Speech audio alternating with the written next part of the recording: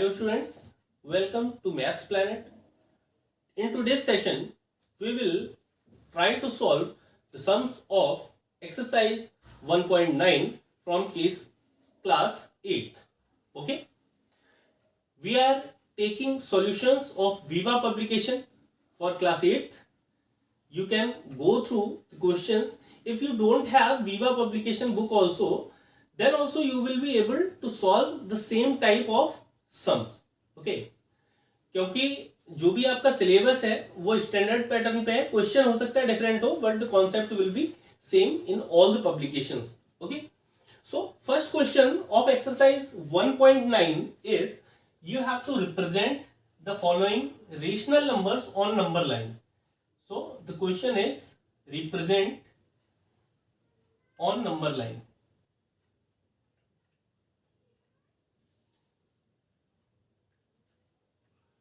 So how to represent the given rational numbers on number line, we will learn about that. Whenever we look a rational number, then first we have to confirm two things. First number here given is 3/5. तो जब भी कोई number दिया होता है तो सबसे पहले हम लोग क्या चेक करते हैं, whether the given number is less than 1 or not.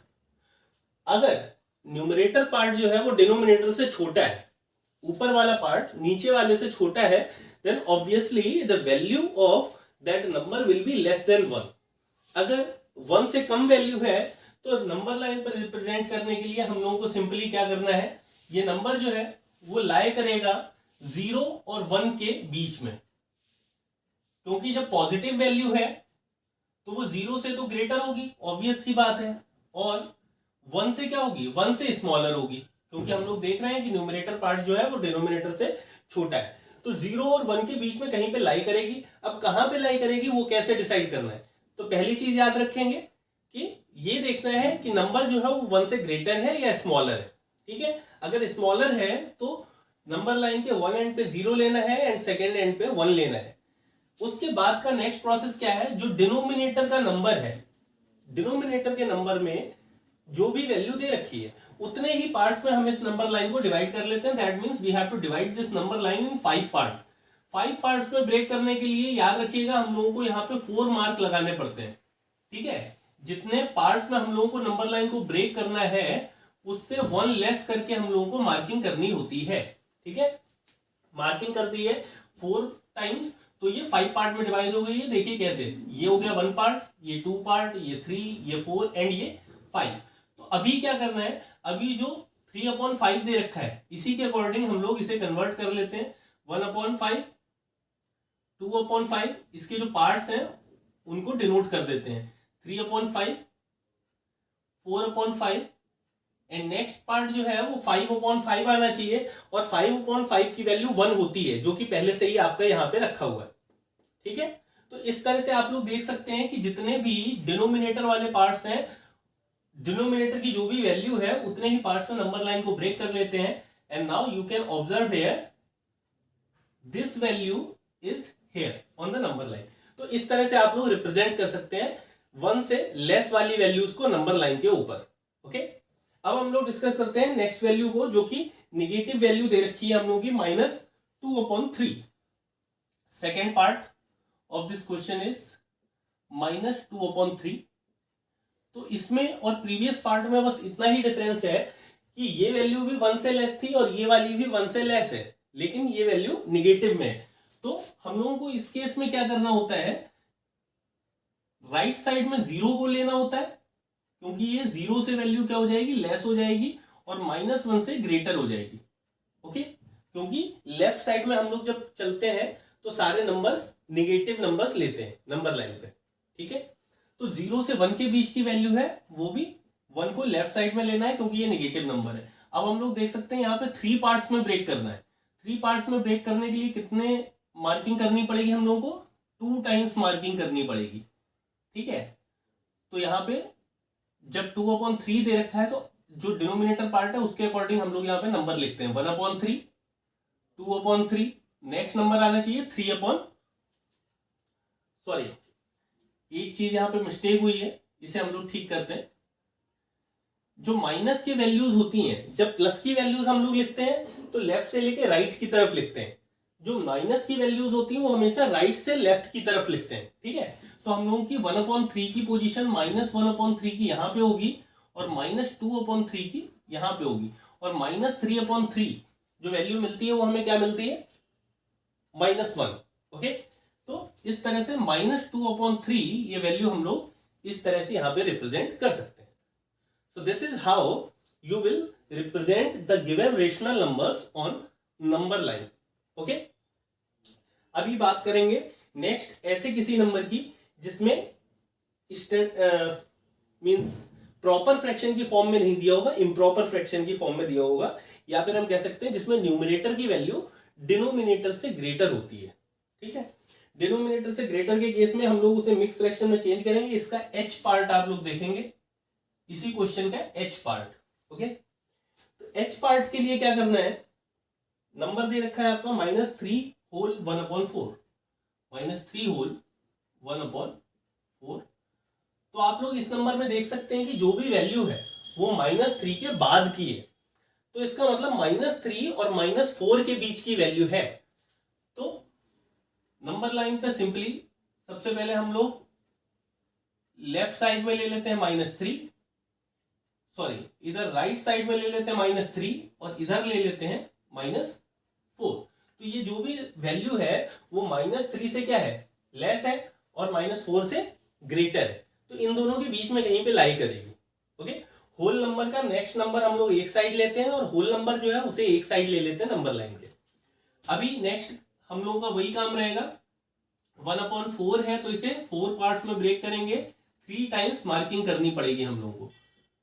अभी देखते हैं इधर से, क्योंकि माइनस का नंबर है इसलिए राइट से लेफ्ट की तरफ बढ़ेंगे, तो -3 की वैल्यू तो यही होगी, ठीक है। अब सिर्फ 1/4 को यहां पे कहीं पे रिप्रेजेंट करना है, तो -3 1/4, -3 2/4,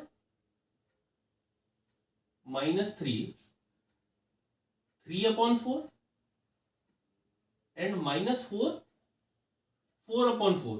जब 4/4 करेंगे तो 4 से 4 कैंसिल, तो वैल्यू कितनी आ जाएगी, -4 आ जाएगी, ठीक है। तो इस तरह से हमारा ये फ्रैक्शन सही है, तो इसकी नंबर लाइन पे पोजीशनिंग क्या होगी, ये हो जाएगी। So students, this is the method for representing the given rational number on number line, whether it is a positive number और a negative number, either it is greater than 1 or it is less than 1, you can represent the given rational number on number line by applying this method. Now we will moving towards question number 2. Okay students, now you can see on the board we have taken question number 2 and question number 6 of the same exercise, in which you have to find out some rational numbers between given two rational numbers. Okay, here will be given either two negative rational number or one positive, one negative, or there can be two positive rational numbers. We have taken two examples from your book, that is question number 2 and question number 6. By solving these two questions, you will be able to get an idea that how to solve these type of questions when you are supposed to find out n number of rational number between two given rational numbers. Okay, तो देखते हैं। सबसे पहले हम लोगों ने question लिया है जिसमें एक वैल्यू नेगेटिव है और एक वैल्यू पॉजिटिव है। ओके, जब नेगेटिव वैल्यू एक है तो आप लोगों को पता होना चाहिए कि नेगेटिव वैल्यू क्या होगी, कम होगी, और पॉजिटिव वैल्यू ग्रेटर होगी, चाहे वो कैसा भी फ्रैक्शन हो, ठीक है। तो इसका मतलब हम लोगों को जो नंबर्स फाइंड आउट करने हैं वो -2/3 से ग्रेटर होना चाहिए और -1/4 से स्मॉलर होना चाहिए, ठीक है। बहुत सारी बुक्स में, बहुत सारे वीडियोस में, बहुत सारे इंस्टीट्यूट्स जो है वो ये पढ़ाते हैं कि इससे एक नंबर प्लस करके ऊपर मल्टीप्लाई कर देते हैं, नीचे मल्टीप्लाई कर देते हैं। ऐसा हम लोग कुछ भी डिस्कस नहीं करने वाले हैं।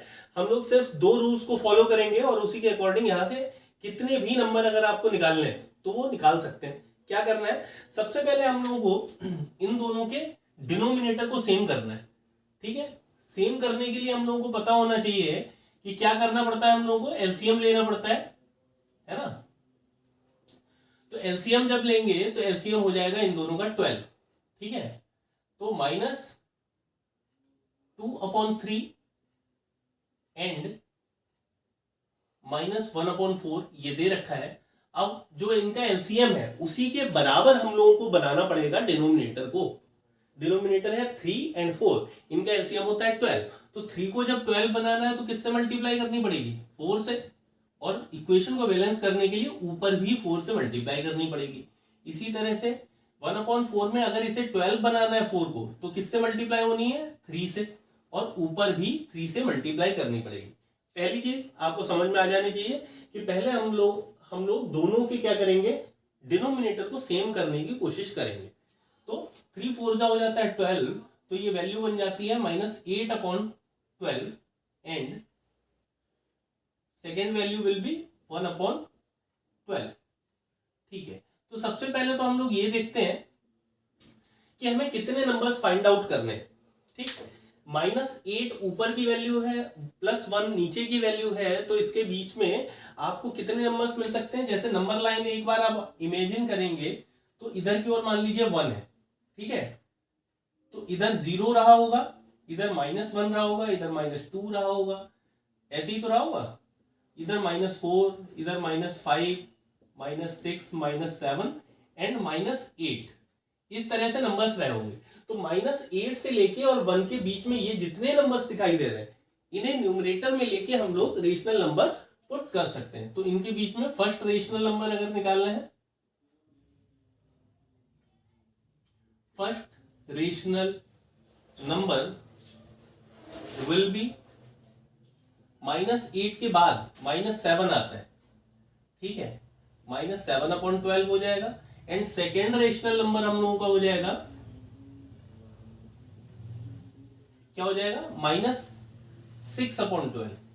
ओके, इसी तरह से आप लोग चाहें तो ये 1 2 3 4 5 6 रेशनल नंबर या 7 और 8 रेशनल नंबर, इनके बीच में हम लोग फाइंड आउट कर सकते हैं। ओके, लेकिन बात तब प्रॉब्लम आ जाती है जब हम लोगों से कहा जाता है find out 10 rational numbers, find out 50 rational numbers between these two numbers. तो उसके लिए कुछ नहीं करना है, प्रोसेस यही फॉलो करना है। सबसे एंड में आपको क्या कर देना होता है? एक 0 यहां लगा दें और एक 0 यहां लगा दें। चलिए कहीं रफ में लिख लेते हैं, इस क्वेश्चन को चेंज नहीं करते हैं। मान लीजिए इन नंबर्स के बीच में हम लोगों को 50 रेशनल नंबर फाइंड आउट करने हैं या 30 रेशनल नंबर करने हैं, तो क्या करेंगे? -8/120 तो 8/12 तो लिखा ही हुआ था और 1/12 भी लिखा ही हुआ था, तो एक 0 यहां लगाएंगे, एक यहां लगाएंगे, एक इधर और एक इधर। तो आप अपने आप देखेंगे -80 से 0 की तरफ जब हम बढ़ेंगे, -80 से 0 की तरफ बढ़ेंगे, तो 0 तक कितने नंबर्स मिल जाएंगे? हमें 80 नंबर्स मिल जाएंगे और ये वाले 10 प्लस में मिल जाएंगे। तो टोटल 90 नंबर्स हम लोगों को इन दोनों के बीच में रेंज में मिल जाएंगे। तो 90 नंबर्स हम लोग यहाँ पे ले सकते हैं। अगर मान लीजिए 100 से ज्यादा चाहिए तो क्या करना होगा? तो हम लोग यहाँ पे 10 की जगह 20 से कर सकते हैं, या फिर मैं तो ये सजेस्ट करता हूं कि आप 10 से काम ना हो तो 100 से करवा लें। बाद में क्या करेंगे? 2 0 इंक्रीज कर देंगे। तो उससे ये आपकी ये टेंशन खत्म हो जाएगी कि आपको 50 लेने हैं या 100 लेने हैं। ठीक, जब भी 100 से ज्यादा नंबर हो तो आप 100 से मल्टीप्लाई करा दें, 10 के अंदर हो तो 10 से मल्टीप्लाई करवा दें, तो आपके आंसर यहाँ पे मिल जाएंगे। ठीक है, now coming to second question of this, sixth question of this exercise, that is find 10 rational numbers between 3/5 and 3/4। तो हम लोगों ने पहले भी बात की है, तो सबसे पहले क्या करना पड़ेगा? 3/5 एंड 3/4, जिसके डिनोमिनेटर को हम लोगों को इक्वल करना है। ओके, डिनोमिनेटर को कैसे इक्वल करेंगे? इन दोनों का एलसीएम लेना पड़ेगा। 5 और 4 का एलसीएम होता है 20। ओके, तो 5 को भी हमें 20 के इक्वल बनाना है, तो 4 से मल्टीप्लाई करनी पड़ेगी, और इसे हमें 5 से मल्टीप्लाई करनी पड़ेगी 20 के इक्वल बनाने के लिए। ठीक है, तो 3 4 12/20 एंड 5 3 15/20। देखिए आपका क्वेश्चन आ गया है यहाँ पे। 12 से लेके 15 के बीच में आपको नंबर कितने मिल रहे हैं?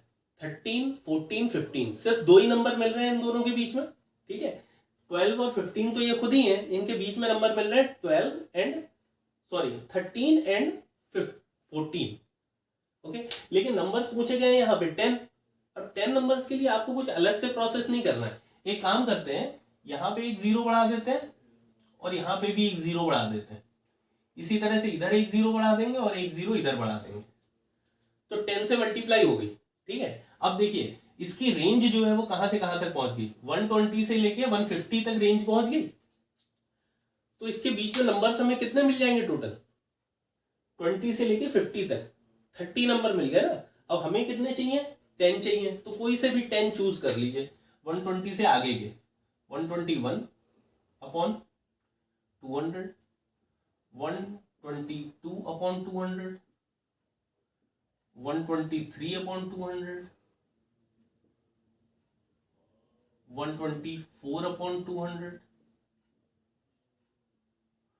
125 अपॉन 200 एंड सो ऑन।